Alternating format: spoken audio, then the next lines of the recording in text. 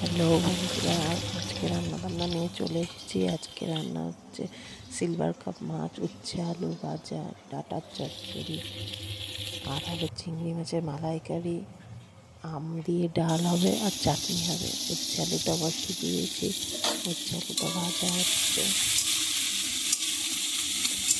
উচ্ছেটা ভেজে নিচ্ছি আগে, দেখো। আর এদিকে সিলভার কাপ মাছের ঝালটা বসিয়ে দিয়েছি সর্ষে বাটা দিয়ে, আলু দিয়ে। উচ্ছে ভাজা হয়ে গেছে, এখন আলুটা ভাজা হচ্ছে। এদিকে ডালটা সম্বার দিয়ে দেবো, আম ডাল কড়াইতে কাঁচা লঙ্কা, শুকনো লঙ্কা, কালো জিরে দিয়ে আমি সব করে দিয়েছি। ডালটা সম্বার দেবো এবার। ডাল সেদ্ধ করা রয়েছে, এদিকে আম ডাল বসিয়ে দিয়েছি। এদিকে করে নিচ্ছি হচ্ছে ডাঁটা চচ্চড়ি, সজনে ডাঁটা দিয়ে আলু দিয়ে, রাঙা আলু দিয়েছি খানিকটা।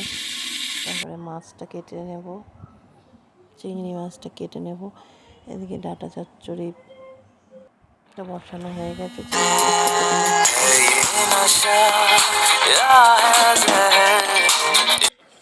এদিকে পাস্তা রান্না করে নিচ্ছি মেয়ের টিফিনের জন্য।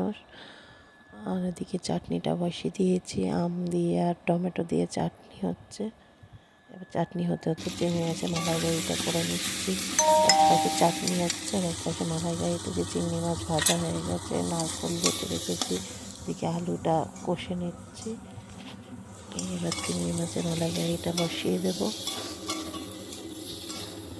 মালাইকারি বসিয়ে দিয়েছি, নারকেল ফারকেল দিয়ে মাছে ফুটছে। দেখো, কে কে খেতে ভালোবাসো মালাইকারি জানিও অবশ্যই। আর চলো সরাসরি টেবিলে যাওয়া যাক।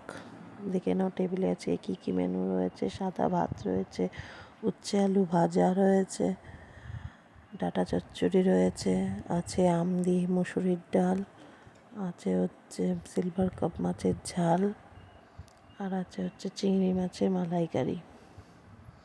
আজকে মেনু এই পর্যন্তই। কেমন লাগলো আজকে মেনুটা সবাই অবশ্যই কমেন্ট করে জানিও। চাটনিও আছে, চাটনিটার কথা বলতে ভুলে গিয়েছিলাম। তাহলে আজকে এই পর্যন্তই, আবার দেখা হচ্ছে পরে ভিডিওতে। টাটা।